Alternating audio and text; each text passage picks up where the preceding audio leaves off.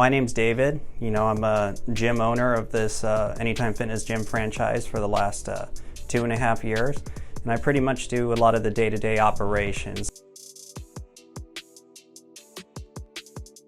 Yeah, I encountered SERVPRO initially at my residence, not at the gym business. I had some water damage, and I've always kind of heard of the name SERVPRO, but I looked them up, gave them a call, and it's been a fantastic experience for what was pretty crappy at the time. They came in, really took care of my needs when it came to getting stuff done in a time-effective manner.